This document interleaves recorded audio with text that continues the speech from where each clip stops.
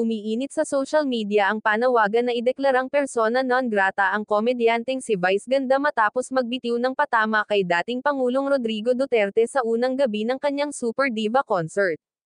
Sa kanyang performance, ginamit niya ang parody ng sikat na TikTok trend para banatan ang jet ski promise ni Duterte. Binanggit din nito ang mga diehard Duterte supporters at nagtapos pa sa isang impersonation ng dating Pangulo na ikinatawa ng mga manunood. Hindi ito pinalampas ng ilang taga Davao. Sa isang post, mariin ang panawagan ng isang nagpakilalang Davaoenyo kung saan umapela ito sa City Government of Davao na ideklarang persona non grata ang komedyante.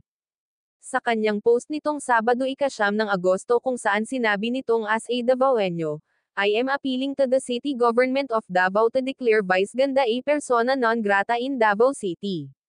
Please lang. Agad itong umani ng suporta mula sa mga taga-suporta ng pamilya Duterte, na naniniwalang walang lugar sa Davao para sa pambabastos sa kanilang dating alkalde at pangulo. Para sa kanila, malinaw na lampas na sa biro ang ginawa ng komedyante.